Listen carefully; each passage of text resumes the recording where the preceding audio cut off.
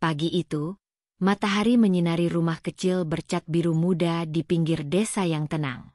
Udara sejuk khas pedesaan menyapa setiap sudut rumah milik Maya dan Reza. Sudah 5 tahun mereka menikah, dan meskipun hidup mereka belum bergelimang harta, namun kebahagiaan selalu terasa dalam kesederhanaan. Maya, seorang perempuan yang lembut dan sabar, menjalani perannya sebagai istri dengan penuh ketulusan.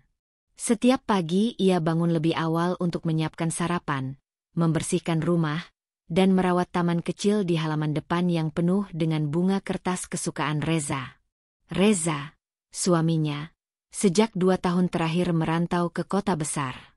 Ia bekerja keras membangun usaha kecil-kecilan bersama temannya di sana. Meskipun berat rasanya hidup berjauhan, Maya mengerti bahwa semua itu dilakukan demi masa depan mereka. Ia selalu menyambut setiap kabar dari Reza dengan senyuman tulus dan doa yang tak putus-putus. Setiap malam, mereka menyempatkan waktu untuk saling berbincang melalui video call. Meskipun hanya lewat layar ponsel, senyum dan tatapan Reza sudah cukup menenangkan hati Maya yang sering rindu. "Sayang, hari ini aku pulang malam ya. Ada meeting dadakan sama klien," ujar Reza suatu malam dalam panggilan video. Maya mengangguk sambil tersenyum. "Iya, aku ngerti. Hati-hati di jalan. Jangan lupa makan," jawabnya lembut. Maya tidak pernah menuntut banyak. Ia tahu perjuangan Reza di kota tidak mudah. Kadang saat hujan deras mengguyur atap rumahnya di desa, Maya akan duduk di dekat jendela, memeluk dirinya sendiri sambil membayangkan bagaimana keadaan suaminya di kota. Ia membayangkan Reza berjalan pulang dari tempat kerja sambil menerobos hujan, dan Maya akan berdoa dalam hati agar Reza selalu diberi perlindungan dan kesehatan. Hubungan mereka selalu dipenuhi dengan saling percaya. Maya tahu bahwa kepercayaan adalah fondasi terkuat dalam rumah tangga, apalagi jika harus menjalani hubungan jarak jauh. Teman-teman Maya sering bertanya, "Kamu nggak takut Reza selingkuh di sana?" Maya hanya akan tersenyum dan menjawab, "Kalau aku terus hidup dalam ketakutan, aku nggak akan bisa bahagia. Aku percaya sama Reza. Aku percaya dia masih ingat semua janji yang pernah dia ucapkan di pelaminan." Kadang malam, Maya duduk di depan cermin sambil mengenang awal pernikahan mereka. Ia masih ingat dengan jelas bagaimana Reza memeluknya erat saat malam pertama, mengatakan bahwa ia akan melakukan apapun agar Maya selalu bahagia. Dan Reza memang menepatinya sejauh ini. Dia tidak pernah membiarkan Maya merasa kekurangan. Meskipun hidup sederhana, Maya tidak pernah merasa ditelantarkan. Reza masih rutin mengirim uang bulanan, dan selalu menanyakan kabar keluarganya di kampung. Hari-hari Maya di desa diisi dengan kegiatan produktif. Ia membuat kue kering dan menjualnya ke tetangga. Ia juga aktif di kegiatan PKK dan menjadi pengurus pengajian ibu-ibu. Sosok Maya dikenal ramah dan murah senyum, sehingga banyak yang menyukainya. Beberapa orang bahkan menjadikan Maya sebagai panutan dalam berumah tangga, terutama dalam kesetiaan dan kesabaran menghadapi kehidupan berjauhan. Malam itu, seperti biasa, Maya duduk di ruang tengah dengan ponsel di tangan. Ia menunggu panggilan video dari Reza. Jam menunjukkan pukul 9 malam. Beberapa menit kemudian, wajah Reza muncul di layar. Ia tampak lelah, tapi masih menyunggingkan senyum untuk Maya. "Aku kangen," ucap Reza singkat. Maya tersenyum kecil, menatap layar ponsel dengan mata yang mulai berkaca-kaca. "Aku juga kangen." Reza menghela napas, lalu berkata, "Kalau usaha ini berhasil, aku janji tahun depan kita tinggal bareng di kota. Aku bakal bawa kamu ke sini, Maya. Biar kita nggak perlu berjauhan lagi." Kalimat itu membuat hati Maya hangat. Ia menggenggam ponsel lebih erat, seolah bisa merasakan tangan Reza yang sedang menggenggam tangannya. "Aku percaya sama kamu, Reza," ucapnya lirih namun pasti. Mereka berbicara cukup lama malam itu. Reza bercerita tentang toko barunya yang sedang direnovasi, tentang pelanggan yang mulai berdatangan, dan tentang rencananya membeli motor baru agar bisa lebih mudah mobilitas. Maya mendengarkan dengan antusias, memberi semangat, dan menyelipkan doa di setiap kalimatnya. Setelah panggilan selesai, Maya meletakkan ponsel di meja dan menatap langit-langit kamarnya. Ia tersenyum, meski ada rindu yang tertahan. Tapi di balik rindu itu, Maya merasa damai. Ia tahu bahwa Reza sedang berjuang, dan ia pun sedang berjuang dari sini, dengan caranya sendiri. Besoknya, Maya pergi ke pasar untuk membeli bahan kue pesanan dari tetangganya. Di perjalanan, ia bertemu Bu Rini, tetangga sebelah yang juga seorang janda. "Maya, kamu makin cerah aja sekarang. Reza kirim kabar lagi?" tanya Bu Rini sambil tersenyum. Maya mengangguk. "Alhamdulillah, kemarin malam kami video call. Dia bilang usahanya mulai jalan." "Wah, senangnya dengar. Kamu memang istri yang sabar dan setia. Reza beruntung punya kamu." Maya tersipu malu. "Saya juga beruntung punya suami seperti dia." Hari-hari itu terasa begitu tenang. Tidak ada badai, tidak ada air mata. Hanya cinta yang sederhana, penuh harapan dan keyakinan akan masa depan yang lebih baik. Maya menjalani hari-harinya seperti biasa, membuat kue, mengajar anak-anak mengaji di sore hari, dan menunggu video call dari Reza setiap malam. Namun di balik kedamaian itu, kehidupan seperti diam-diam sedang menyiapkan jalan cerita yang berbeda. Tapi Maya tidak tahu, dan dia tidak perlu tahu, belum sekarang. Saat ini, yang ia tahu hanyalah bahwa rumah tangganya baik-baik saja. Dan dia percaya, cinta mereka cukup kuat untuk menahan apapun yang akan datang. Ketika malam kembali datang dan bulan menggantung tinggi di langit, Maya menulis di buku hariannya. "Hari ini aku masih bahagia. Aku masih menantimu dengan doa. Semoga semua perjuangan ini tak sia-sia. Reza." Ia memejamkan mata dengan senyum di wajahnya. Tak tahu bahwa kehidupan sebentar lagi akan menguji seberapa kuat hatinya bertahan. Untuk malam itu, kedamaian masih menjadi milik Maya sepenuhnya. Rumah kecil itu masih hangat, hatinya masih penuh cinta, dan kepercayaannya pada Reza masih utuh. Seutuh doa yang ia bisikkan sebelum tidur. "Lindungi dia di sana, ya Allah, karena aku terlalu mencintainya di sini." Waktu berlalu, dan bulan ke-6 kepergian Reza ke kota pun tiba. Awalnya, semua masih terasa sama seperti biasa. Maya menjalani hari-harinya dengan rutinitas yang hampir tak pernah berubah. Setiap malam masih dihiasi panggilan video meski singkat, dan ucapan rindu dari Reza masih terselip meski sekadar 2 kata. Tapi entah sejak kapan, Maya mulai merasa ada yang berbeda. Panggilan video mulai jarang masuk. Dulu Reza bisa menelepon tiap malam, bahkan saat lelah sekalipun. Tapi kini, ada saja alasan yang membuatnya absen. "Maaf, Maya, tadi rapat sampai larut. Capek banget. Besok ya kita ngobrol," tulisnya dalam pesan singkat. Maya membaca pesan itu dengan hati yang sedikit getir, namun tetap berusaha mengerti. Ia membalas dengan penuh pengertian, seperti biasanya, "Gak apa-apa, yang penting kamu jaga kesehatan, ya." Namun perubahan tak berhenti di situ. Uang bulanan yang biasanya dikirim di awal bulan, kini mulai molor. 1-2 kali Maya masih memaklumi. Mungkin Reza memang benar-benar sedang kesulitan keuangan karena usaha yang belum stabil. Tapi lama-lama, keterlambatan itu menjadi kebiasaan. Hingga akhirnya, 1 bulan penuh tak ada transferan dari Reza. Maya tak serta-merta menuntut. Ia hanya bertanya dengan hati-hati lewat pesan. "Reza, bulan ini belum ada kiriman. Apa memang lagi seret? Kalau ada apa-apa, kasih tahu aku, ya." Pesan itu dibaca, tapi tak segera dibalas. 2 hari kemudian barulah Reza memberi kabar. "Maaf banget, sayang. Lagi banyak tagihan tak terduga. Minggu depan ya, pasti aku kirim." Maya menghela napas panjang.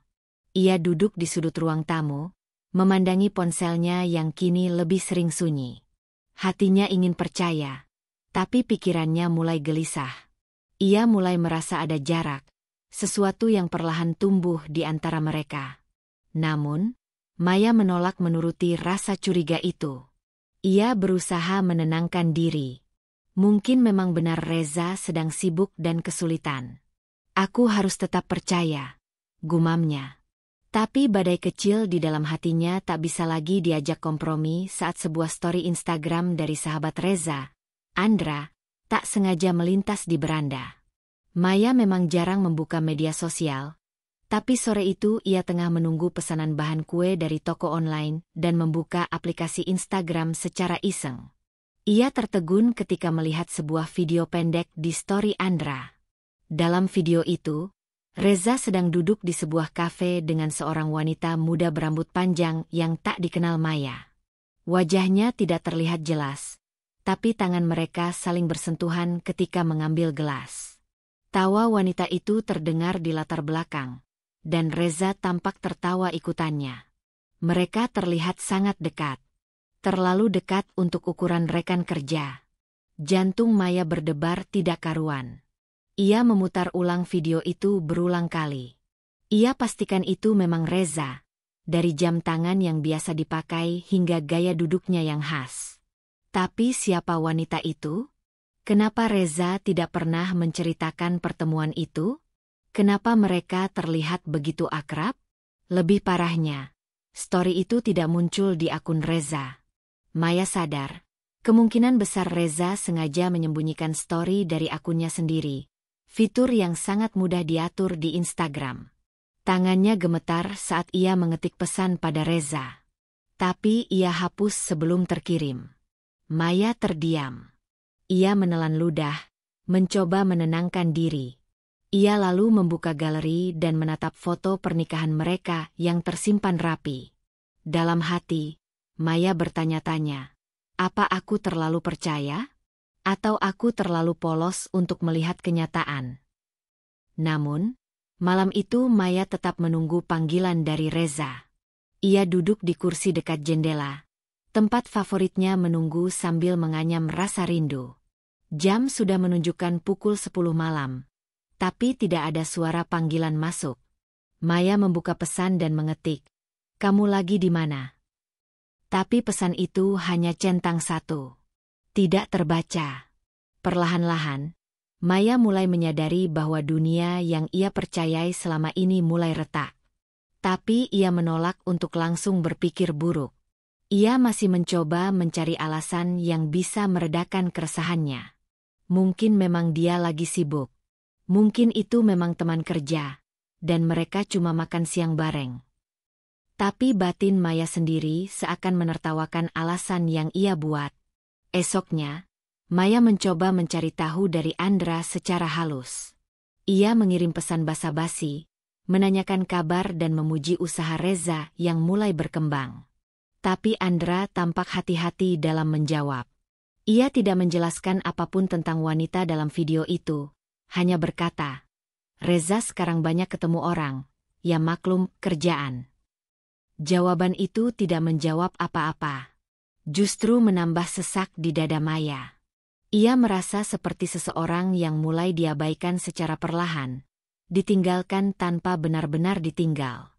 Reza masih muncul kadang-kadang di pesan singkat, tapi tanpa kehangatan seperti dulu. Panggilan video sudah hampir 2 minggu tak lagi terjadi. Maya mulai sering melamun. Senyum yang dulu tulus kini mulai layu. Kegiatan harian masih ia jalani, tapi dengan energi yang setengah hati. Bahkan tetangganya mulai menyadari perubahan itu. Bu Rini sempat menanyakan kabar Maya dengan nada prihatin. "Kamu sehat, Maya? Kok akhir-akhir ini kelihatan murung?" Maya tersenyum paksa. "Enggak apa-apa, Bu.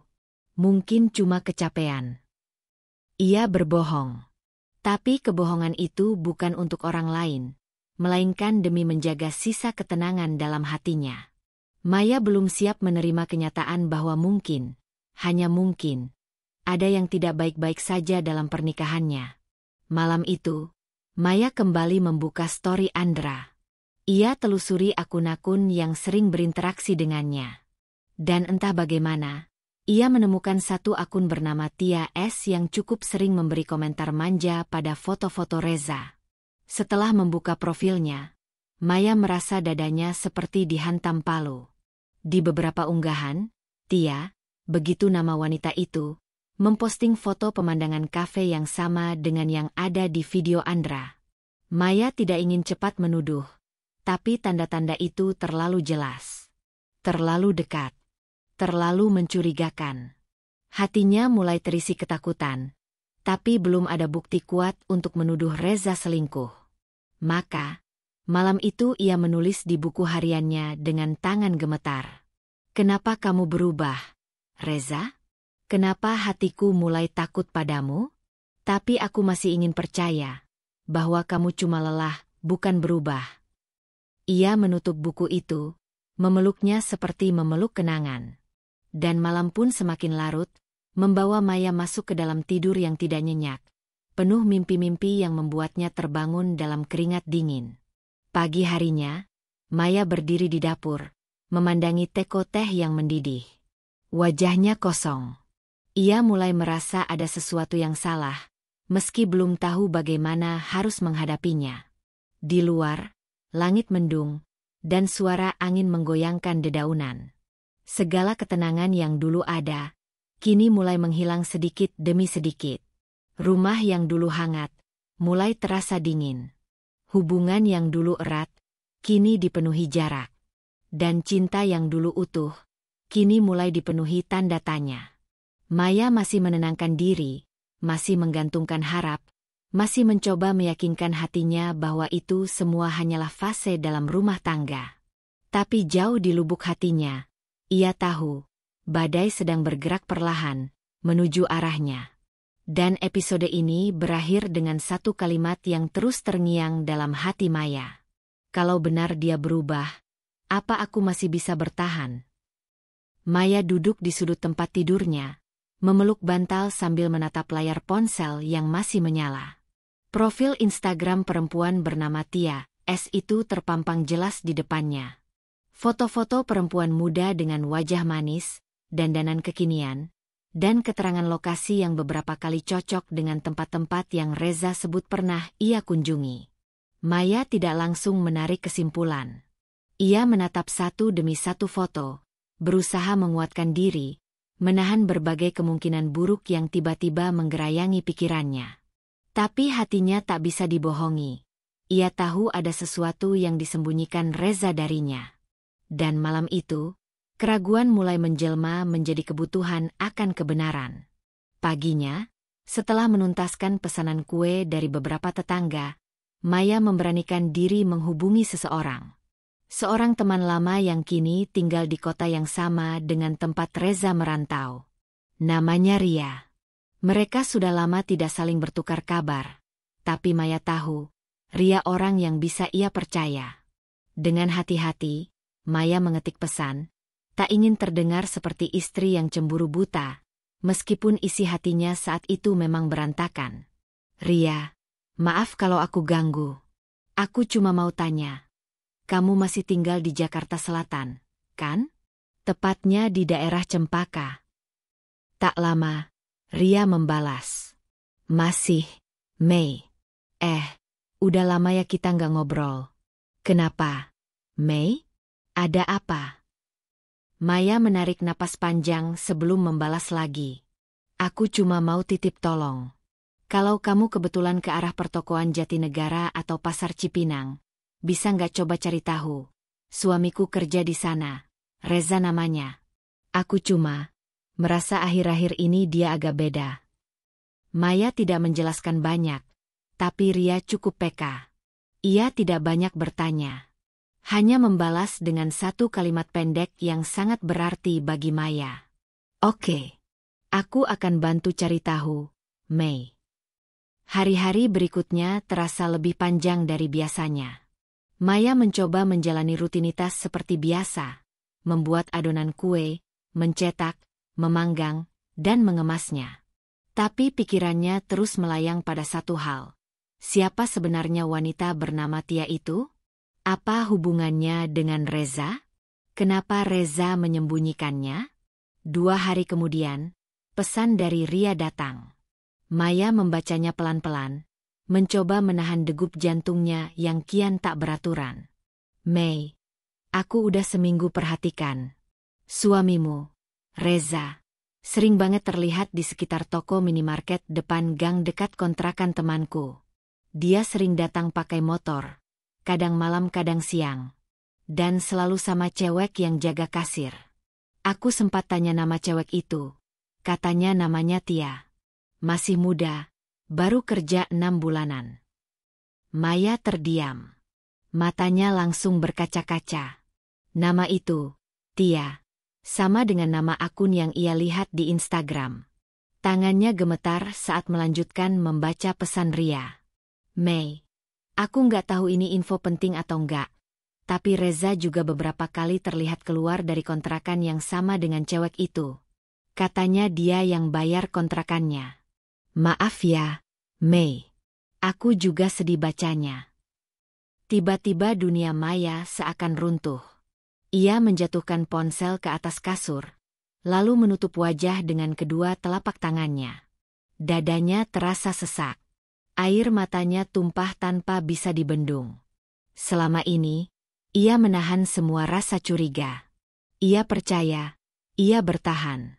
Tapi ternyata, kecurigaannya bukan cuma firasat kosong. Reza telah mengkhianatinya. Maya tidak mengeluarkan suara. Ia menangis dalam diam. Hatinya yang selama ini kuat, untuk pertama kalinya tergores dalam. Air matanya jatuh satu-satu, mengalir ke pipi, lalu ke leher. Ia memeluk dirinya sendiri, mencoba menahan semua perasaan yang berkecamuk di dadanya. Kepalanya penuh dengan bayangan. Reza berjalan berdampingan dengan wanita lain, tertawa bersama, tinggal serumah, menikmati dunia yang seharusnya ia bagi bersama Maya. Sore itu, Maya tidak sanggup berdiri. Ia hanya duduk di tempat tidur, tak menyentuh apapun. Kue-kue yang sudah ia siapkan pagi tadi tetap terbungkus rapi, tak jadi dikirim ke para pemesan. Ia merasa tubuhnya berat, seolah energi hidupnya menghilang. Ia menatap dinding dengan pandangan kosong, dan dalam hatinya ia hanya bisa bertanya, apa yang kurang darinya sebagai seorang istri? Bukankah selama ini ia tak pernah mengeluh? Ia selalu mendoakan, selalu mendukung, bahkan mengorbankan rindu demi Reza bisa mengejar impian. Tapi balasan yang ia terima sungguh menyakitkan. Bukan sekadar diduakan, tapi juga dibohongi, disembunyikan, dan ditinggalkan tanpa penjelasan. Malam datang, tapi tak ada panggilan dari Reza. Bahkan pesan yang dikirim Maya kemarin tak dibalas. Dan kali ini, Maya tak lagi menunggu. Ia menatap ponsel dengan perasaan hampa, lalu mematikan datanya. Ia ingin berhenti berharap, setidaknya untuk malam itu. Beberapa hari kemudian, Ria kembali mengirim kabar. Mei, aku barusan dapat info dari tetangga kontrakan Tia. Katanya Tia sekarang hamil. Dan laki-laki yang sering ke sana, yang mereka panggil Mas Reza, dibilang suaminya. Maya membaca pesan itu perlahan. Setiap kata terasa seperti pisau yang menggores ulu hatinya. Hamil? Suaminya? Reza? Maya memejamkan mata, menahan isak yang ingin meledak. Ia memeluk bantal di pangkuannya, mencengkeramnya kuat-kuat seolah ingin melepaskan semua sakit lewat genggaman itu. Maya tidak berteriak. Ia tidak mengamuk. Tapi diamnya jauh lebih menyakitkan daripada teriakan. Ia duduk dalam gelap, hanya lampu temaram yang menemani. Ia menangis pelan, berkali-kali menyebut nama Allah, mencoba mencari kekuatan yang entah tersisa di mana. Semua kenangan dengan Reza kembali berputar di kepalanya. Malam-malam mereka berbicara lewat video call, janji-janji Reza yang akan segera membawanya ke kota, ucapan rindu, dan terutama satu kalimat terakhir yang masih terngiang begitu nyata. Aku percaya sama kamu, Reza. Ternyata, Kepercayaannya telah disia-siakan. Pagi berikutnya, Maya berjalan ke sumur belakang rumah dengan mata sembab. Ia tetap menimba air, mencuci pakaian, seolah hidup harus terus berjalan. Tapi setiap gerakan tangannya terasa berat.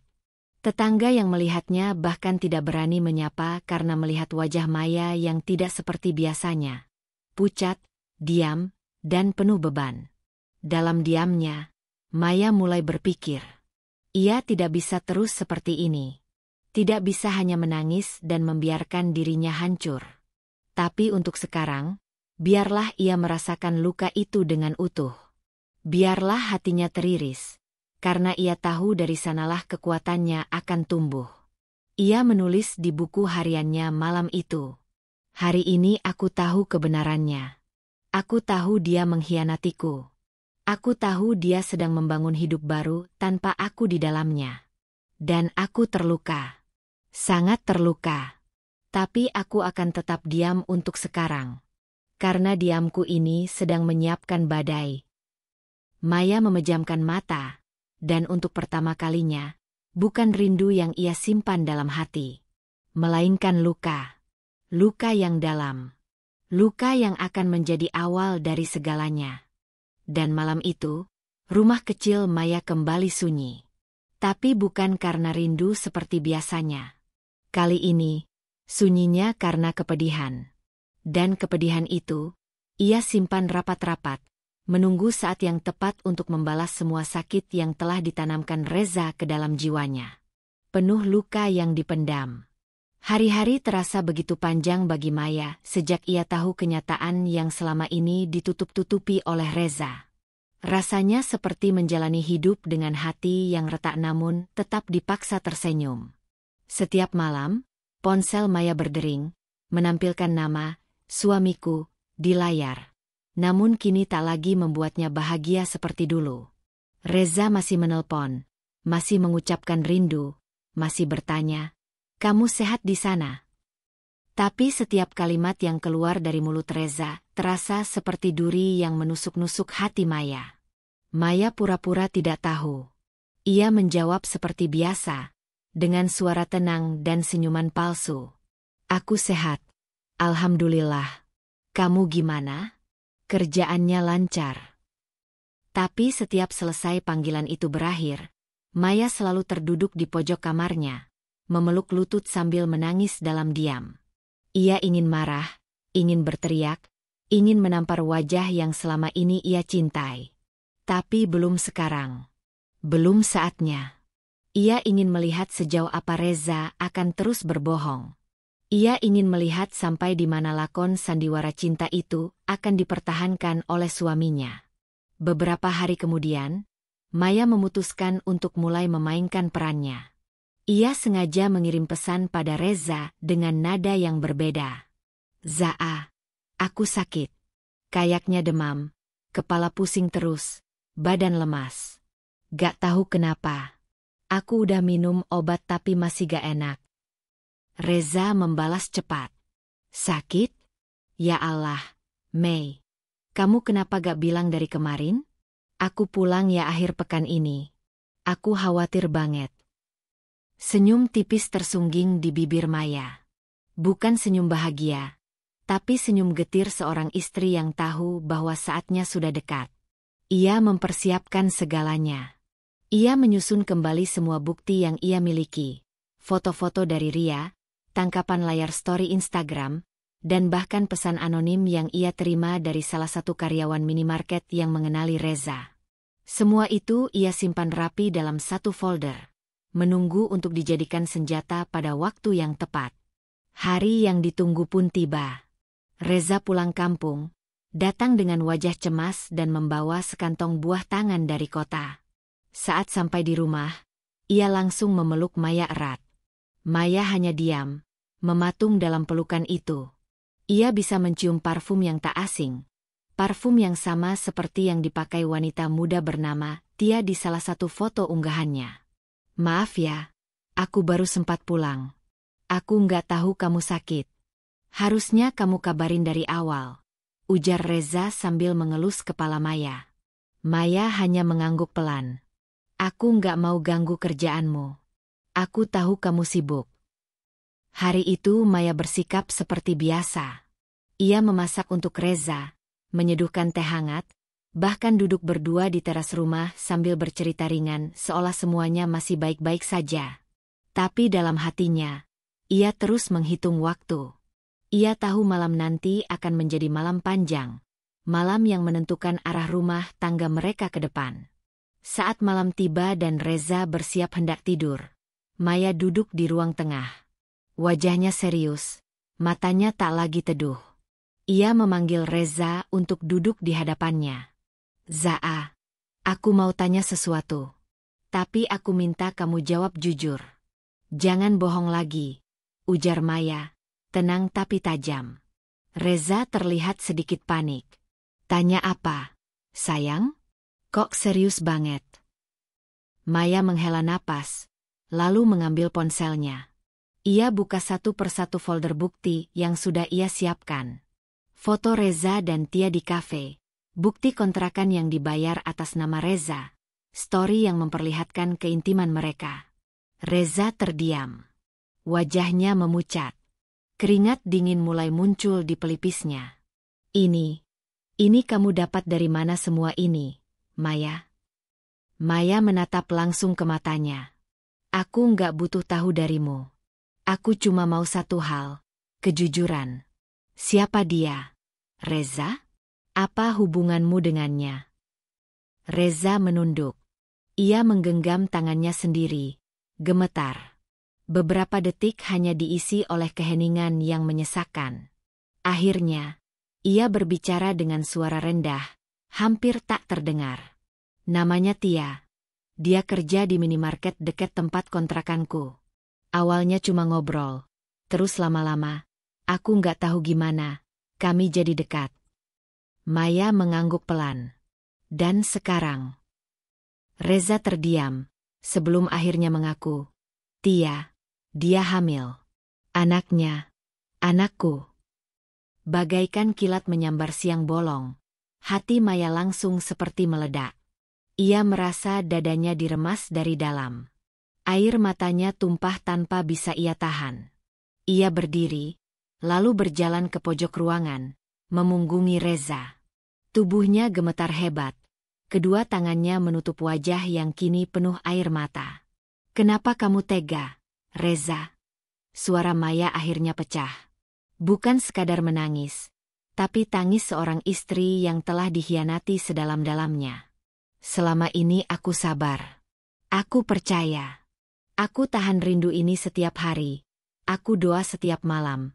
Dan kamu malah begini. Reza mencoba mendekat, tapi Maya mundur. Ia menunjuk pintu dengan suara tercekat. Jangan sentuh aku. Jangan, Reza. Aku jijik. Aku benci. Reza terduduk, tak bisa berkata apa-apa. Ia hanya bisa melihat Maya menangis sejadi-jadinya. Tangis yang menyayat hati, tangis yang membuat udara rumah itu seolah dipenuhi duka. Reza mencoba berkata, aku minta maaf, Mei. Aku hilaf. Aku gak bermaksud begini. Aku bingung. Semuanya kejadian begitu aja. Maya tertawa kecil di sela tangisnya. Begitu aja? Begitu aja sampai bikin anak? Begitu aja sampai bohongin aku berbulan-bulan? Kamu pikir ini drama sinetron? Ia berjalan ke kamar, menutup pintu dengan keras, dan terdengar isak tangis yang tak berhenti dari balik tembok kayu itu. Reza hanya duduk di ruang tengah, memegangi kepala, menyesali semuanya. Tapi penyesalan itu datang terlalu telat. Malam itu, dunia Maya runtuh sepenuhnya. Ia menangis hingga matanya bengkak, hingga suaranya habis. Ia memeluk bantal yang basah oleh air mata, dan dalam hatinya, ia tahu, cinta bisa hancur oleh satu pengkhianatan. Dan luka yang satu ini, akan butuh lebih dari sekadar maaf untuk sembuh. Tangis Maya yang pecah. Kenapa kamu tega, Reza? Fajar baru saja merekah ketika Maya berdiri di depan pintu rumahnya, menatap lelaki yang selama ini ia cintai dengan penuh pengkhianatan. Wajah Reza pucat, matanya sembab karena semalam tak tidur. Duduk diam di sudut ruang tamu, tak berani mendekat. Suasana rumah itu tak lagi hangat seperti dulu. Kini yang tinggal hanya dingin, senyap, dan serpihan luka yang belum kering. Pergi, ucap Maya lirih namun tegas. Kamu sudah cukup menghancurkan aku. Reza mendongak, mencoba mengiba. Maya, tolong dengar dulu. Pergi, Reza, bentak Maya. Suaranya pecah dan menggema memenuhi rumah. Aku gak mau lihat kamu di sini lagi. Rumah ini terlalu bersih untuk diinjak oleh pengkhianat sepertimu. Reza mematung. Lalu dengan langkah berat, ia berdiri dan memungut tasnya. Ia berjalan menuju pintu, menoleh sekali lagi, berharap Maya akan berubah pikiran. Tapi Maya hanya berdiri tegak, mata tajam menatap lurus ke depan. Dan ketika pintu tertutup di belakang Reza, Maya terduduk di lantai. Air mata jatuh lagi, tapi kali ini tanpa suara. Bukan lagi tangisan putus asa, melainkan kesedihan yang berubah menjadi tekad. Maya memutus semua komunikasi. Ia blokir nomor Reza, hapus semua pesan, dan membuang bingkai foto pernikahan mereka ke dalam gudang. Rumah itu sunyi, tapi kali ini bukan karena ditinggal, melainkan karena Maya sedang membersihkan luka. Ia tahu, hidup tak akan mudah setelah ini. Tapi ia juga tahu bahwa ia tak akan membiarkan dirinya hancur lebih lama. Namun, luka itu tak hanya datang dari Reza. Beberapa hari kemudian, kabar pengusiran Reza dari rumah menyebar ke telinga keluarga besar Reza. Tanpa konfirmasi, mereka langsung menyalahkan Maya. Ibunya Reza bahkan menelepon Maya dengan suara keras dan penuh tuduhan. Dasar perempuan gak tahu diri. Reza udah sabar sama kamu 5 tahun. Kamu belum juga bisa kasih keturunan. Pantas aja dia nyari yang lain. Jangan sok suci, Maya. Maya terdiam di ujung telepon. Suara ibu mertuanya seperti palu yang menghantam batok kepala. Tapi Maya tak membalas. Ia hanya menghela napas panjang, lalu menutup telepon tanpa sepatah kata pun. Ia tahu, tidak ada gunanya berdebat dengan orang yang sudah memilih untuk tidak mendengar. Air matanya menetes lagi, bukan karena sakitnya kata-kata, tapi karena betapa jahatnya dunia memperlakukan perempuan yang terluka. Hari-hari setelah itu, Maya benar-benar sendirian. Tak ada lagi kiriman uang dari Reza, tak ada lagi pesan atau panggilan dari siapapun. Bahkan tetangga yang dulu ramah, kini mulai berbisik-bisik di belakangnya. Namun, di saat orang-orang menutup pintu, Maya membuka satu pintu baru dalam dirinya, pintu keberanian. Maya bangkit dari luka. Ia membersihkan rumahnya dengan penuh semangat, seolah menyingkirkan semua sisa-sisa kenangan buruk. Ia memulai hari-hari barunya dengan tekad, bukan air mata. Pagi-pagi ia bangun untuk membuat adonan keripik singkong dan pastel mini, makanan ringan yang dulu sering disukai anak-anak pengajian. Ia mengemasnya dalam plastik bening, menuliskan label sederhana bertuliskan, buatan Maya, enak, renyah, jujur. Ia menitipkannya ke warung-warung di sekitar desa, lalu berjalan kaki ke pasar untuk menawarkan dagangan. Tak semua orang menyambut baik usahanya. Ada yang menolak dengan dingin, ada pula yang sinis bertanya, "Kok Reza gak bantuin jualan? Katanya udah sukses di kota." Tapi Maya hanya tersenyum, menunduk sopan, dan menjawab singkat, "Sekarang saya usaha sendiri." Sedikit demi sedikit, uang mulai terkumpul. Tak banyak, tapi cukup untuk membeli bahan lagi dan menambah produksi. Maya mulai menulis di buku catatan kecil miliknya. Di halaman pertama ia tulis, "Rencana hidup baru." Ia tulis dengan tinta biru yang tegas, huruf-huruf besar penuh tekad. Di bawahnya, ia buat daftar. Bangkit secara ekonomi. Bangun nama usaha sendiri. Buat Reza menyesal pernah meninggalkanku. Buat semua orang yang menghina tahu siapa Maya sebenarnya. Tiap malam, ia duduk sendiri di meja makan, menulis strategi hidup barunya.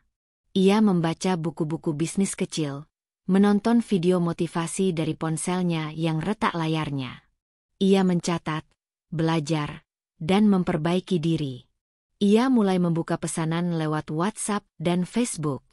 Bahkan beberapa remaja di desa mulai tertarik bantu memasarkan makanannya lewat TikTok lokal. Usaha kecilnya pelan-pelan dikenal.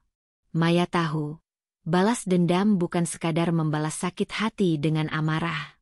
Ia ingin balas dendamnya menjadi halus, terencana, menyakitkan, bukan dengan pisau, tapi dengan prestasi. Ia ingin membuat Reza dan keluarganya menunduk bukan karena dihina, tapi karena malu telah meremehkannya. Ketika usaha Maya mulai berjalan, ia mulai mendapat undangan dari pengajian-pengajian ibu-ibu untuk mengisi sesi berbagi usaha rumahan. Ia datang dengan pakaian sederhana namun rapi, wajah bersih, dan senyum tulus.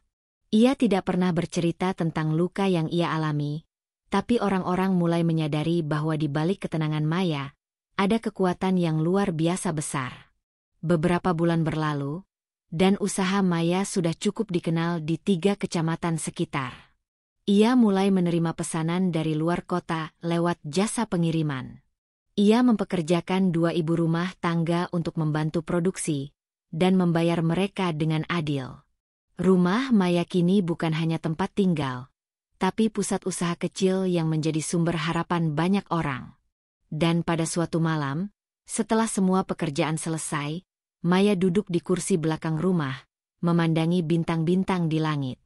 Ia mengingat kembali malam ketika Reza pertama kali berjanji akan mencintainya selamanya.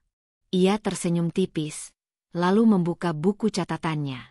Di halaman terakhir ia menulis, "Kalau kau buat aku terluka, akan kubuat kau lebih hancur. Tapi bukan dengan tangis.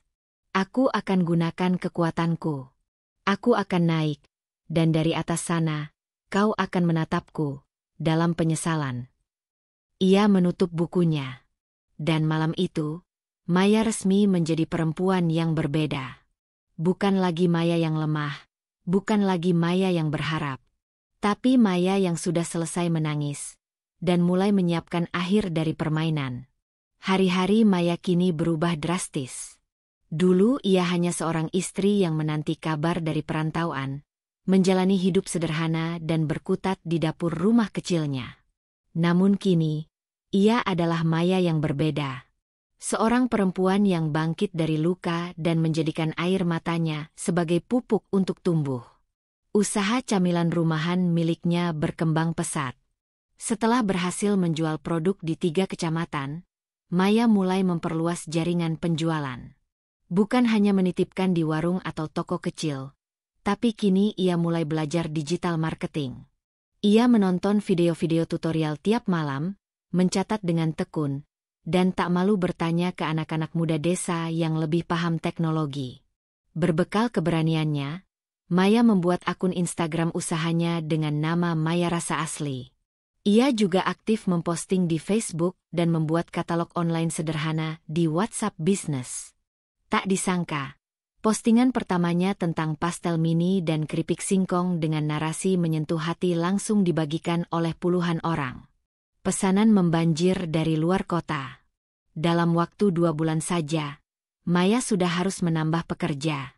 Ia merekrut 2 ibu rumah tangga yang juga ditinggal suami merantau, agar bisa sama-sama berdaya. Maya ingin bukan hanya dirinya yang bangkit, tapi juga orang lain yang senasib dengannya.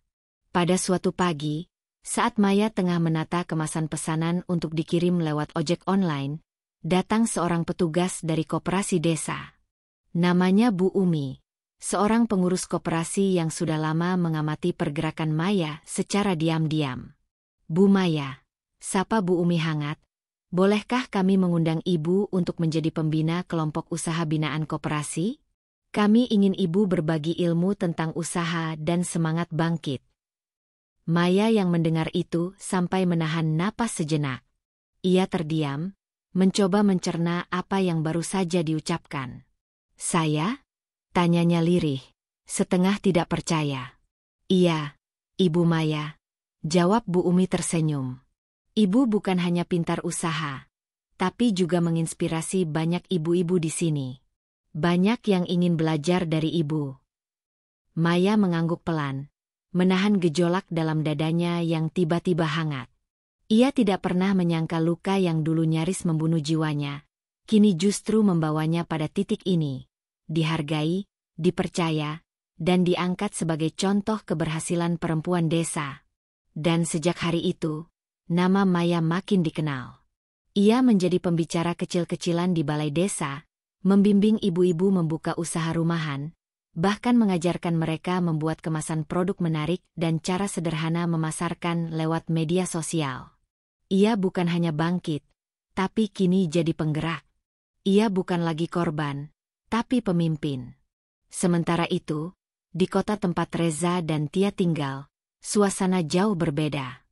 Rumah kontrakan sempit yang mereka huni kini tak lagi dipenuhi canda dan tawa. Tia, yang sejak awal hanya mencari kenyamanan dari Reza, mulai menunjukkan sisi aslinya. Ia boros, suka belanja online, sering nongkrong dengan teman-temannya, dan yang lebih parah, ia tak mau bekerja. Reza awalnya mencoba memaklumi.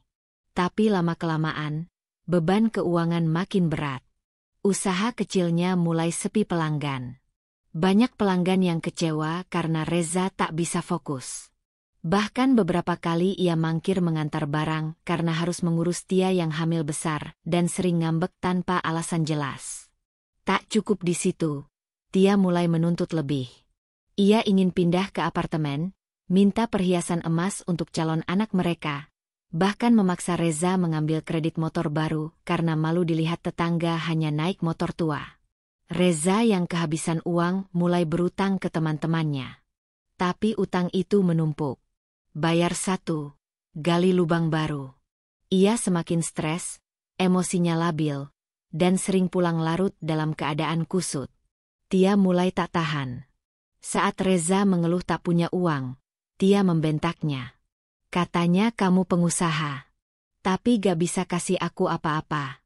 Bahkan beliin susu kehamilan pun susah banget. Reza marah dan membanting pintu. Tapi ia tahu, amarahnya tidak menyelesaikan apa-apa. Ia mulai menyesal, tapi gengsinya menahan lidahnya untuk meminta maaf pada Maya. Ia tahu, satu-satunya orang yang pernah sungguh-sungguh percaya padanya adalah Maya.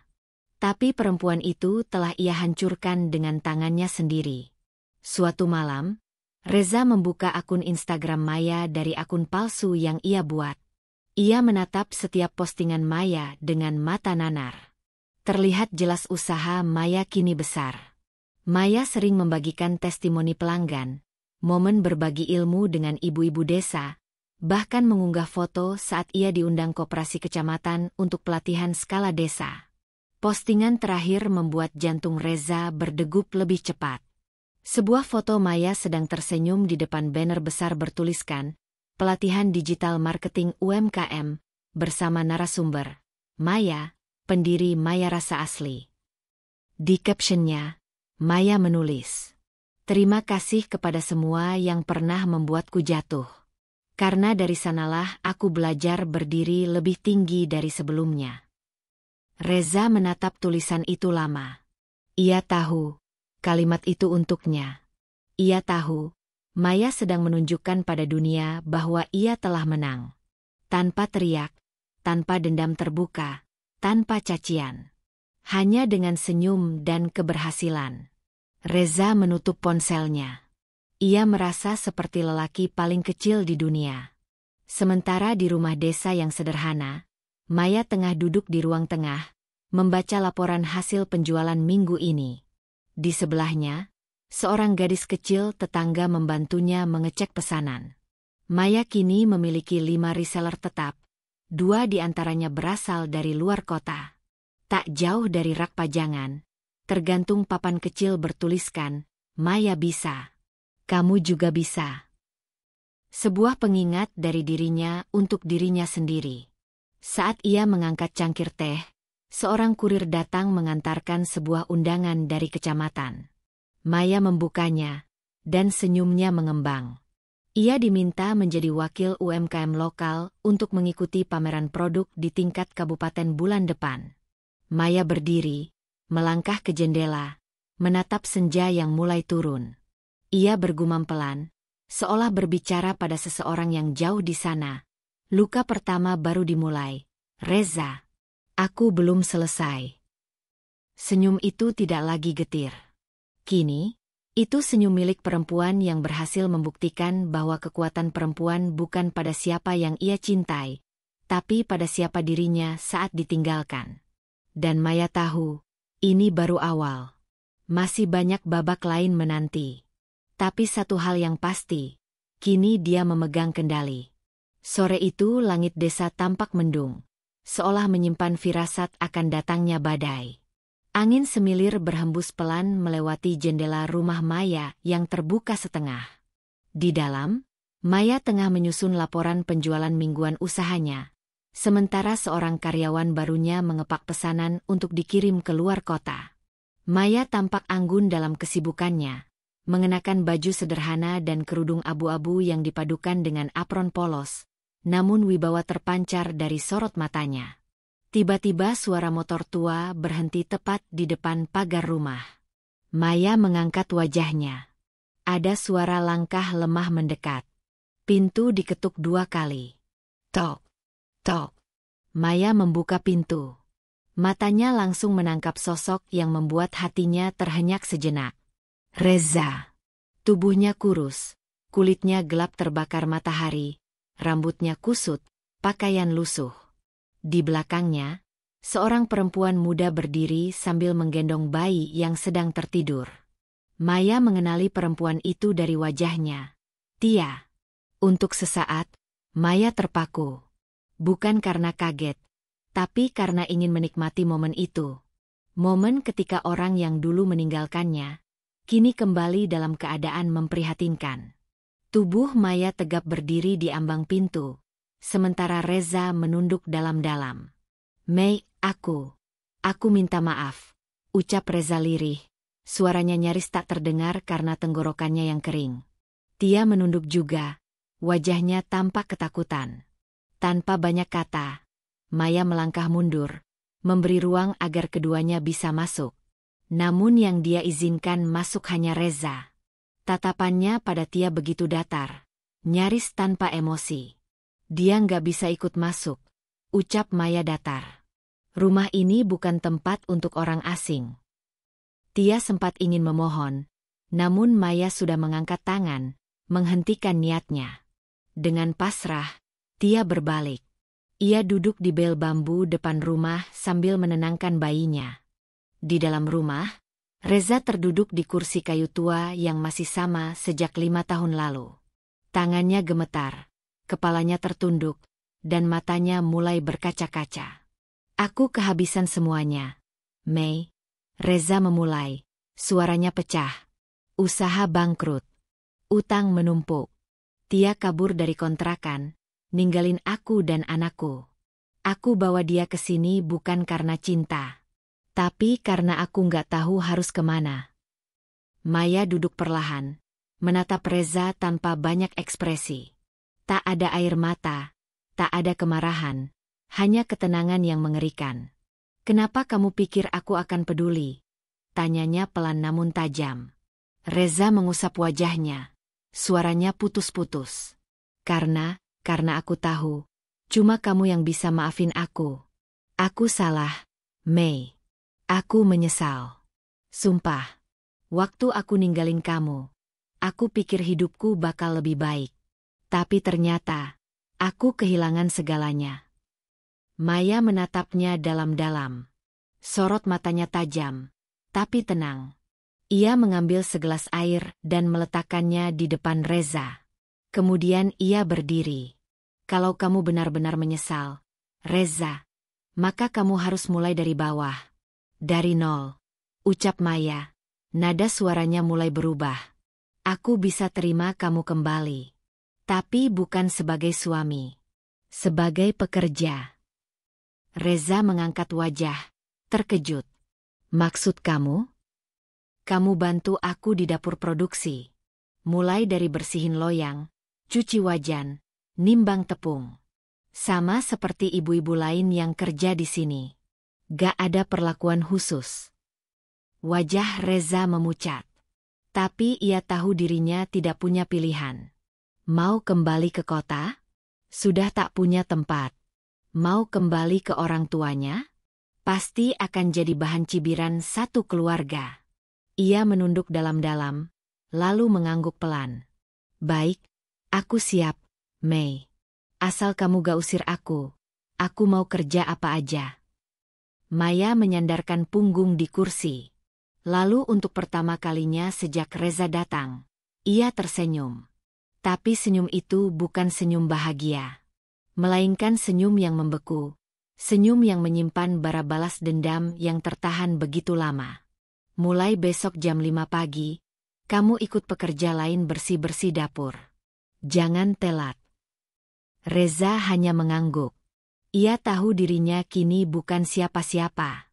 Bahkan untuk menyebut kata suami pun rasanya tidak layak. Maya berdiri dan berjalan menuju dapur, meninggalkan Reza yang masih terduduk dengan kepala tertunduk. Sementara itu di luar rumah, Tia masih duduk sambil menidurkan bayinya. Ia menatap rumah Maya dengan campuran rasa takut dan malu.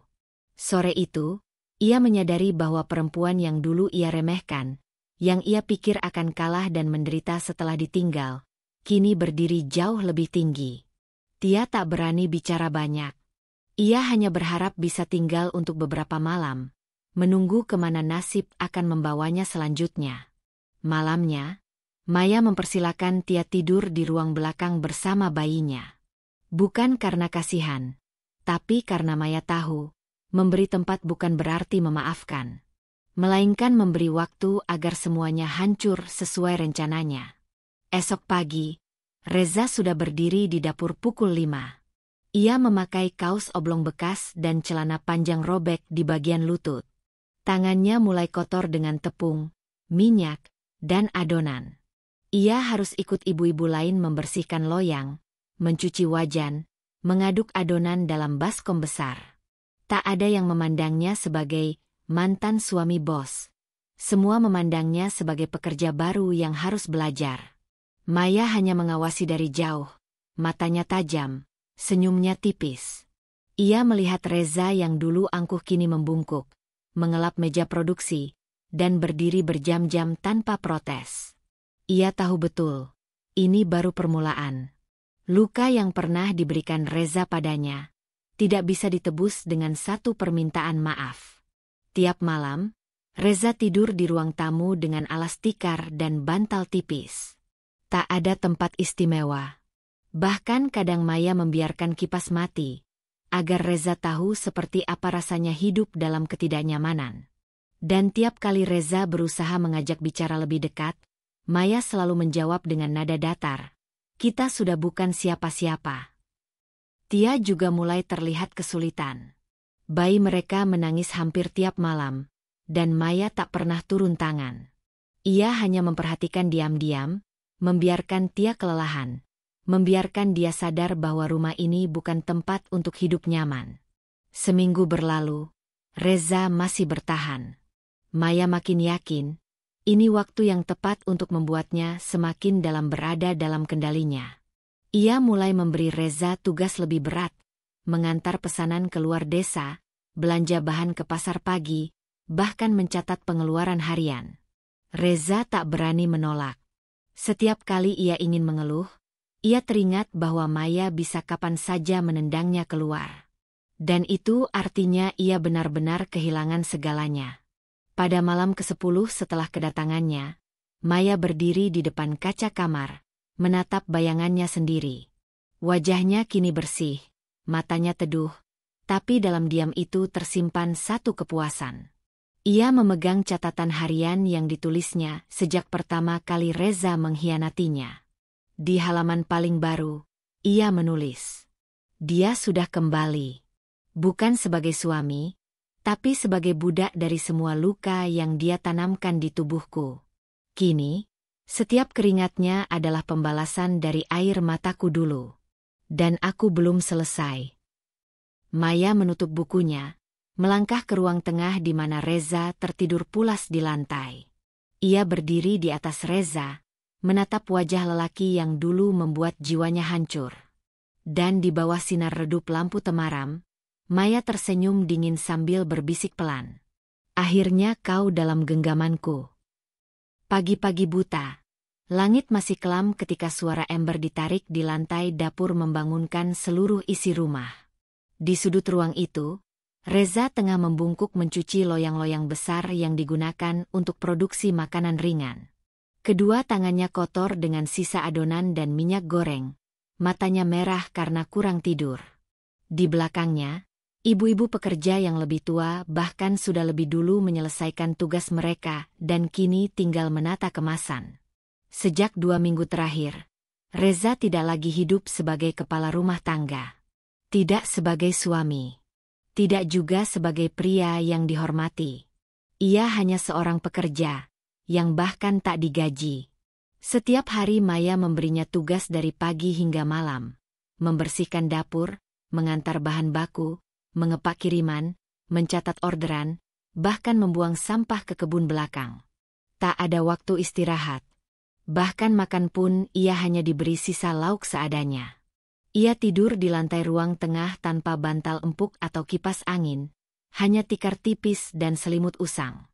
Tia, perempuan yang dulu ia bela habis-habisan, kini bahkan lebih banyak mengeluh ketimbang membantu. Anak mereka sering menangis, dan Maya tidak sekalipun turun tangan membantu.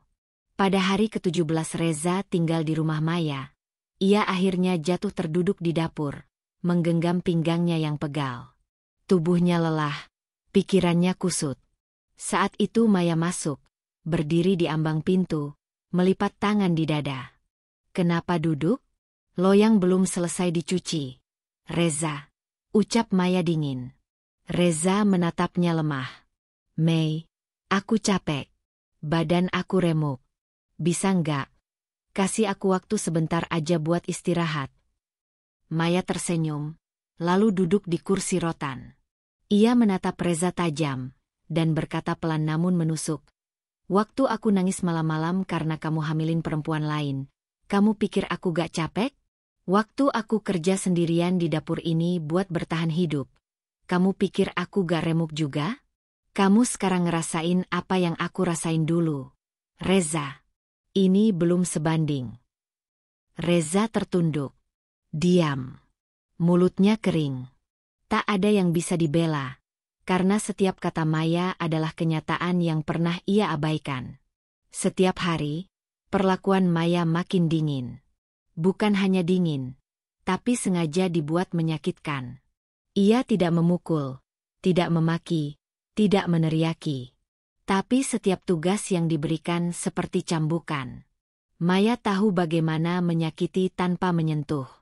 Dan itu lebih mematikan. Ketika pekerja lain tertawa karena target penjualan tercapai, Reza hanya diam di pojok. Ia merasa asing di rumah yang dulu pernah ia tinggali sebagai suami. Maya memperlakukannya seolah ia tak pernah menjadi bagian dari hidupnya. Sekarang ia hanyalah seorang laki-laki yang tertinggal oleh waktu dan kebodohan sendiri. Namun Maya tidak berhenti di sana. Ia mulai menulis kisah hidupnya di sebuah platform media sosial, memakai akun anonim bernama Perempuan Yang Tak Kalah. Di sana ia menulis dengan gaya narasi menyentuh. Bagaimana ia disakiti, ditinggal, dikhianati, lalu bangkit tanpa bantuan siapapun. Ia tidak menyebut nama Reza, tidak menyebut desa, tapi semua kisah begitu nyata, begitu hidup. Banyak perempuan merasa terwakili. Postingan pertama berjudul, "Aku ditendang saat sedang tersungkur," langsung menyedot perhatian. Dalam sehari, 10.000 orang menyukai dan membagikan. Komentar banjir dukungan. Kamu kuat banget, Kak. Terima kasih sudah berbagi. Aku juga pernah merasakan hal yang sama. Semoga dia menyesal seumur hidup. Maya terus menulis. Tiap malam setelah Reza tertidur kelelahan di ruang tengah. Ia memposting bagian demi bagian. Saat ia dicurigai mandul, saat ibu mertuanya menghina, Saat Reza berbohong di telepon padahal sedang bersama perempuan lain, dan bagaimana ia bangkit dengan dagangan kecil dari dapur rumahnya. Cerita itu viral. Media lokal mulai mengutip tulisannya, bahkan beberapa akun besar di media sosial memposting ulang dengan judul seperti "Kisah seorang perempuan desa yang bangkit dari pengkhianatan". Nama akun Maya yang anonim semakin terkenal, dan tanpa ia duga, bisnisnya pun ikut terdongkrak. Pesanan naik 2 kali lipat. Banyak pelanggan membeli bukan karena camilannya saja enak, tapi karena ingin mendukung perempuan kuat di balik kisah viral itu. Beberapa bahkan mengirimi pesan motivasi. "Saya beli bukan cuma karena produk, tapi karena kakak adalah inspirasi." Sementara itu, Reza mulai merasakan dampak lain dari semua ini. Saat mengantar pesanan ke kantor kecamatan, seorang staf menyapanya sambil tersenyum menyindir. "Heh, kamu mirip banget sama cerita suami jahat yang viral di internet. Tahu nggak?" Reza hanya menunduk dan pura-pura tidak mendengar. Hari-hari berikutnya makin terasa sempit bagi Reza. Tak hanya karena tubuhnya makin lelah, tapi juga karena harga dirinya perlahan habis. Ia merasa seperti hidup dalam penjara yang ia buat sendiri. Setiap suara Maya terdengar seperti gema masa lalu yang menghantui. Setiap tatapan Maya membuat jantungnya tercekat.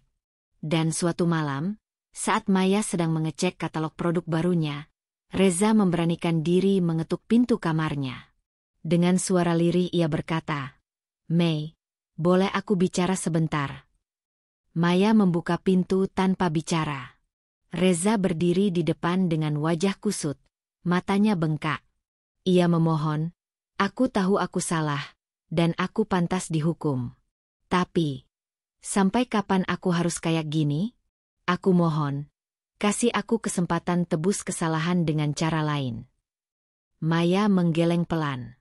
"Kesempatan itu sudah kamu buang sejak kamu memilih perempuan lain dan menanam benih di tubuhnya, Reza."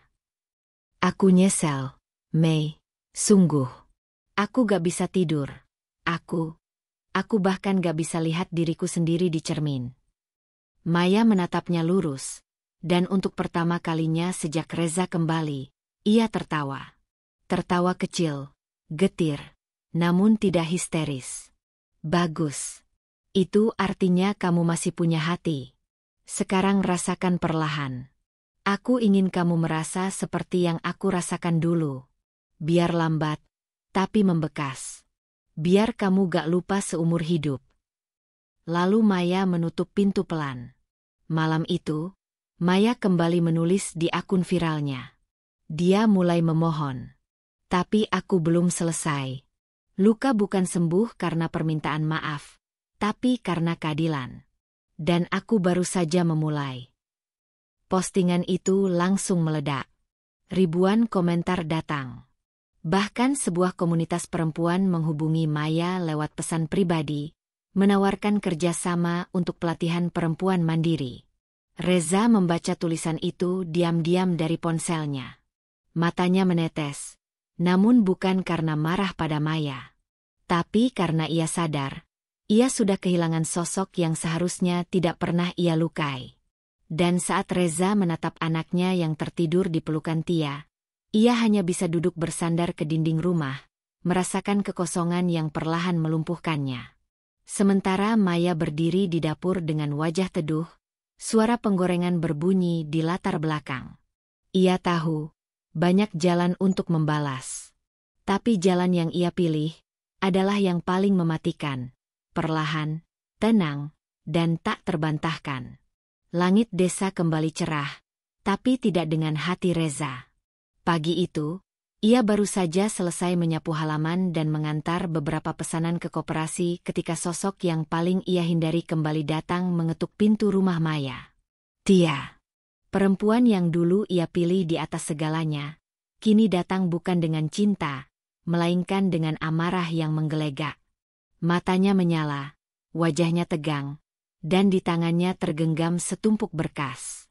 Bayi kecil mereka dibopong oleh seorang wanita muda lain yang ikut mendampingi, kemungkinan keluarganya. Maya membuka pintu dengan tatapan datar. Tia tak menyapa, tak basa-basi. Aku mau ketemu Reza, tegasnya. Reza muncul dari belakang rumah, tubuhnya basah keringat, wajahnya kusam karena kelelahan. Kamu datang lagi, gumam Reza, nyaris seperti bisikan lelah. Bukan cuma datang, ujar Tia, mengangkat map biru itu tinggi-tinggi. Aku bawa surat pengaduan. Kamu pikir kamu bisa lari dari tanggung jawab? Aku udah capek. Kamu nggak ngasih uang sepeser pun buat anak kita. Kamu pikir kamu bisa kerja di sini diam-diam, ngumpet di balik rok mantan istrimu. Maya berdiri tenang di samping Reza. Ia tak memotong, tak menyela. Hanya menatap Tia dengan wajah dingin yang membuat siapapun ciut nyali. Tapi Tia sudah terlalu penuh amarah untuk takut. Kalau minggu ini kamu gak kasih nafkah, Reza, aku bawa kasus ini ke jalur hukum. Aku punya akta kelahiran anak, lengkap. Dan kamu masih terikat dengan Maya secara hukum, kan? Reza menunduk. Matanya membesar. Napasnya tercekat. Ia lupa, pernikahannya dengan Maya belum pernah dibatalkan secara resmi. Ia tak pernah mengurus perceraian. Sementara ia tinggal serumah dengan Tia, hidup seperti suami istri, bahkan memiliki anak. Itu artinya, secara hukum, ia bisa dikenakan tuntutan atas penipuan data nikah dan perzinahan. Maya melangkah perlahan ke dalam rumah, lalu keluar lagi membawa ponselnya. Ia mengetik cepat, dan dalam hitungan menit, seorang jurnalis lokal yang selama ini mengikuti akun viral milik Maya datang ke rumah. Aku sudah lama tunggu momen ini, gumam Maya pada dirinya sendiri. Si jurnalis masuk dan mulai mewawancarai Maya di ruang tamu. Maya buka suara. Dengan gaya bicara tenang namun lugas, ia mulai membongkar semuanya. Mulai dari pengkhianatan Reza, kebohongan soal status pernikahan, kehamilan Tia di luar nikah, hingga kesulitan ekonomi yang ia tanggung sendiri selama Reza berpesta di kota. Maya tidak bicara penuh dendam, justru terdengar sangat tenang dan objektif. Namun ketenangan itulah yang membuat berita itu terasa sangat menghantam. Si jurnalis mengangguk puas.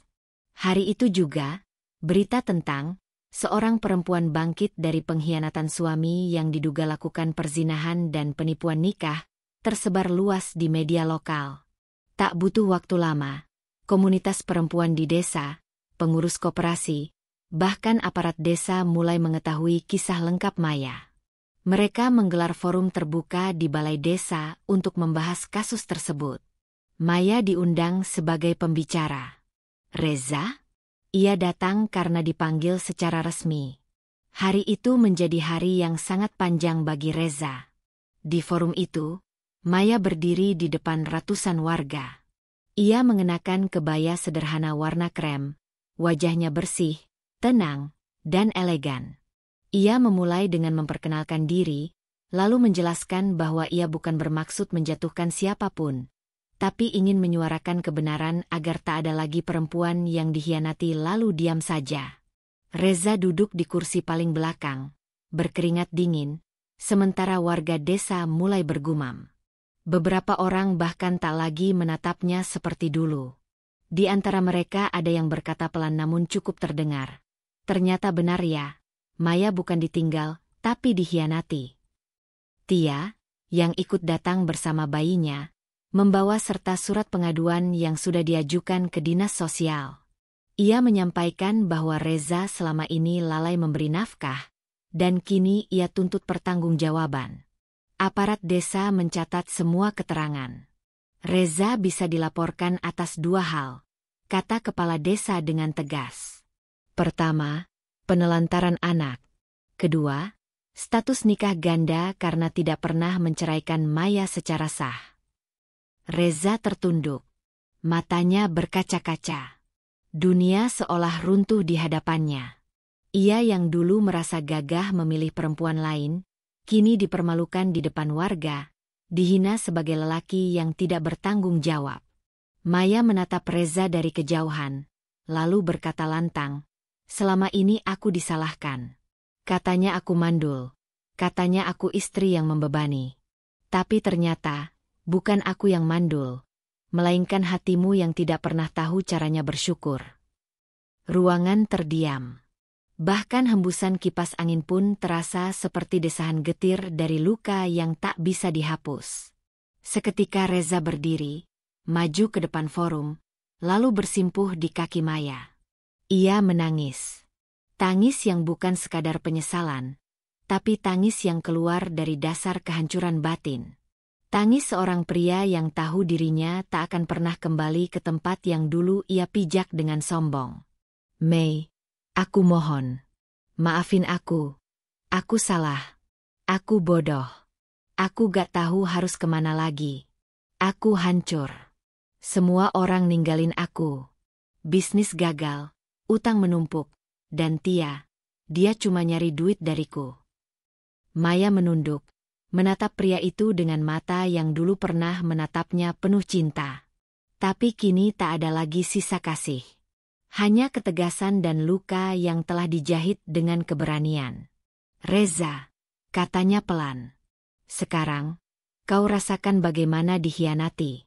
Sekarang kau tahu rasanya ditinggal di saat kamu sedang membutuhkan. Itulah yang dulu kamu lakukan padaku. Reza menangis makin keras. Tapi Maya tak bergeming. Ia melangkah mundur, melepaskan dirinya dari Reza yang bersimpuh. Ini bukan drama.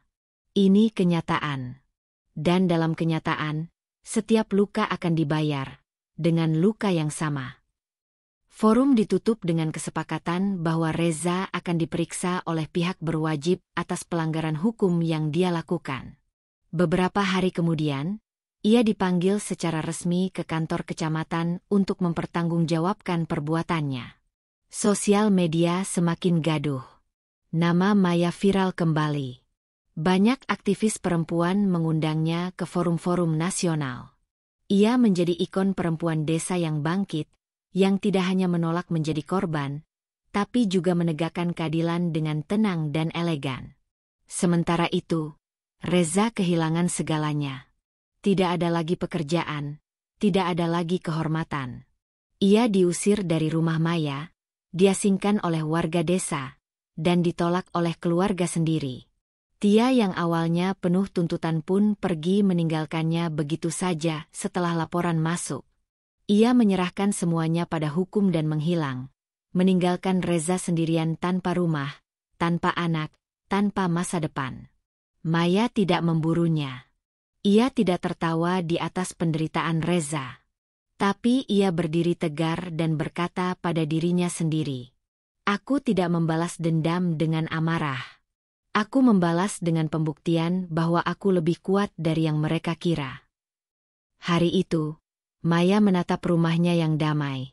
Suara pekerja di dapur, aroma keripik singkong dari penggorengan, dan suara tawa anak-anak tetangga di halaman depan adalah harmoni baru dalam hidupnya. Tanpa Reza, tanpa luka, tanpa beban. Dan ketika malam tiba, ia membuka buku catatan yang selama ini menemaninya.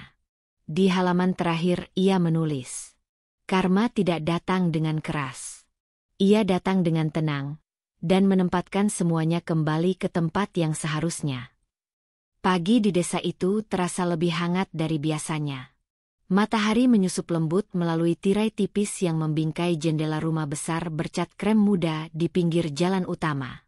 Di terasnya, seorang perempuan berdiri dengan anggun, mengenakan baju kerja sederhana warna coklat susu, rambutnya diikat rapi, senyum tipis menggantung di sudut bibirnya. Dialah Maya. Perempuan yang dulunya hanya dikenal sebagai istri dari lelaki yang merantau ke kota, kini menjelma menjadi sosok yang dihormati, dikagumi, dan dijadikan panutan. Rumah tempatnya berdiri itu bukan lagi rumah kecil berdinding kayu seperti dulu. Maya telah membeli rumah baru, luas, bersih, dan nyaman, hasil dari kerja kerasnya membangun usaha dari bawah, dengan tangan sendiri dan semangat yang tidak pernah padam. 3 tahun telah berlalu sejak hari Reza bersimpuh di kaki Maya, memohon pengampunan. Sejak hari itu pula, hidup Maya benar-benar berubah. Tidak hanya dalam urusan materi, tetapi juga dalam pemahaman tentang diri, tentang kekuatan, dan tentang harga diri seorang perempuan yang pernah hancur karena dikhianati. Kini Maya adalah pengusaha sukses.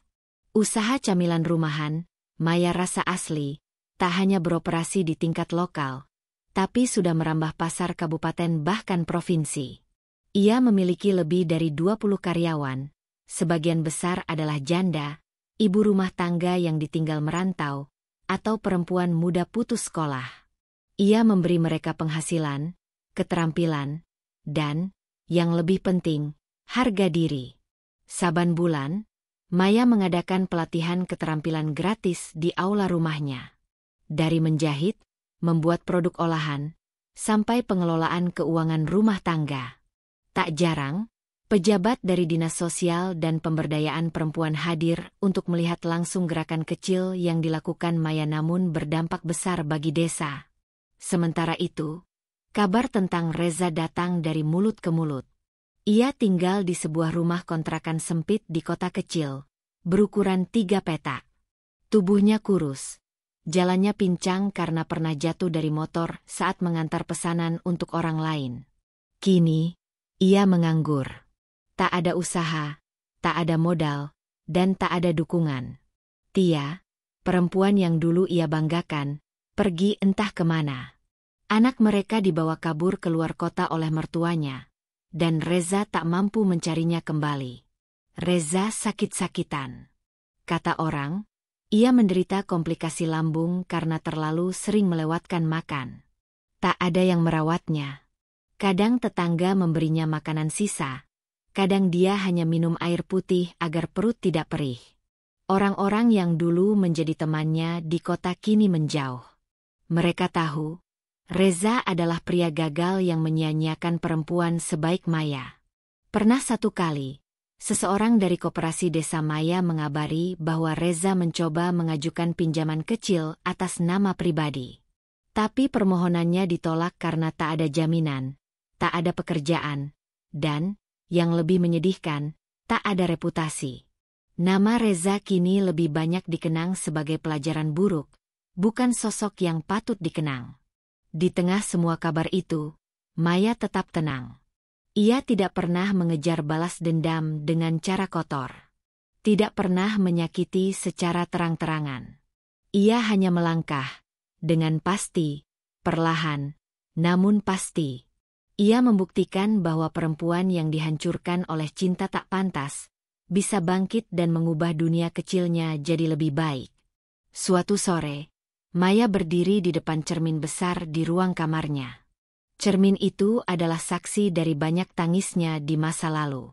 Dulu ia sering berdiri di sana, bertanya pada diri sendiri, apa aku kurang cantik?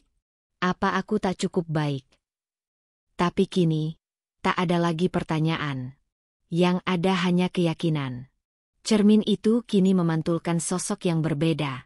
Lebih dewasa, lebih kuat, dan jauh lebih damai. Maya menatap bayangannya sendiri. Ia mengangkat dagu, senyumnya mengembang. Dan dengan suara pelan namun mantap, ia berkata, aku pernah mencintaimu sepenuh hati. Tapi kau pilih menghancurkanku. Maka ku kembalikan rasa itu. Dengan kehancuranmu. Tak ada dendam di sana. Yang ada hanya pembuktian. Bahwa mencintai seseorang tidak boleh membuat kita kehilangan harga diri. Bahwa kepercayaan bukanlah sesuatu yang bisa dimainkan lalu ditinggalkan begitu saja. Maya kini berdiri sebagai perempuan yang menang tanpa harus menginjak. Beberapa hari kemudian, Maya diundang sebagai narasumber di acara televisi lokal bertajuk Perempuan Bangkit. Ia tampil anggun mengenakan blazer putih dan kerudung biru muda. Dalam siaran itu, ia membagikan kisah hidupnya tanpa menyebut nama Reza. Tapi semua tahu, setiap kalimat yang ia ucapkan adalah pelajaran tentang kekuatan perempuan.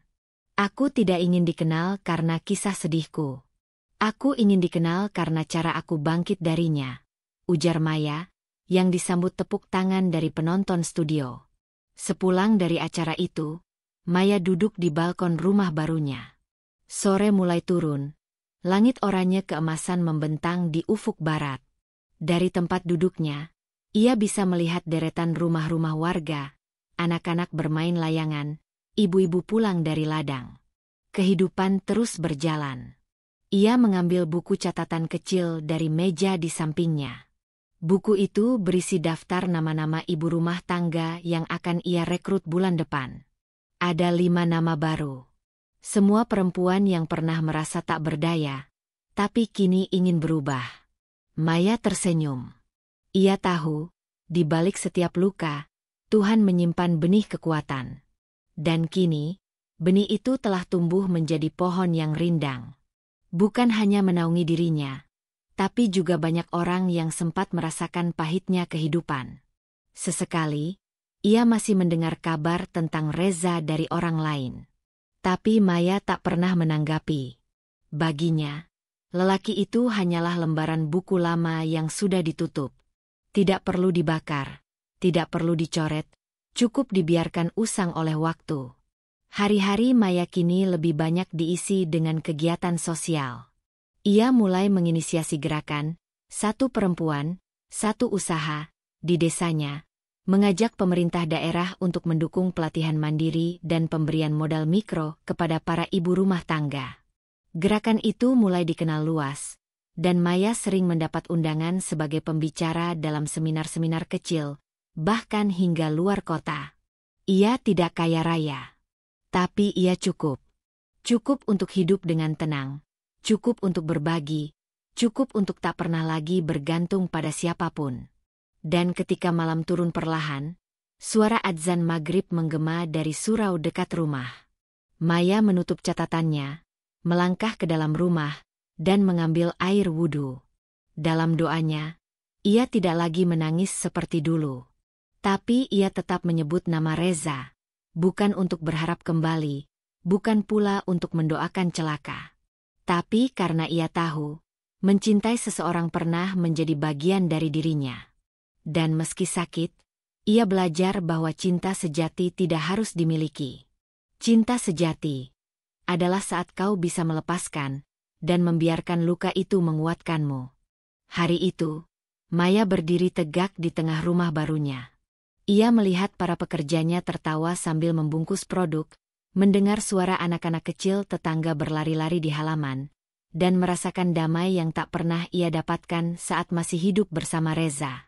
Kini, ia tahu bahwa pembalasan terbaik bukanlah dengan membalas, tapi dengan bangkit. Dan Maya telah melakukannya. Dengan caranya sendiri. Dengan tenangnya. Dan dengan hasil akhir yang tak terbantahkan. Aku tenang, kau hancur. Kadang, luka terdalam bukan datang dari orang asing, melainkan dari seseorang yang pernah kita cintai sepenuh hati. Tapi ingatlah, sakit bukan akhir segalanya. Dalam setiap air mata yang jatuh, tersimpan kekuatan yang sedang tumbuh diam-diam. Dalam setiap pengkhianatan, tersimpan pelajaran untuk mencintai diri sendiri lebih kuat dari sebelumnya. Jika kamu pernah disakiti, dikhianati, atau diremehkan, bangkitlah. Bukan untuk membalas, tapi untuk membuktikan bahwa kamu layak bahagia, kamu pantas dihargai, dan kamu berhak memilih jalan yang lebih baik. Jangan biarkan masa lalu menahan langkahmu. Gunakan itu sebagai batu pijakan untuk melompat lebih tinggi. Dan jika balas dendam pernah terlintas, ubahlah menjadi pembuktian yang tenang namun mematikan. Pembuktian bahwa kamu tetap bisa berdiri, bahkan ketika orang lain berharap kau jatuh.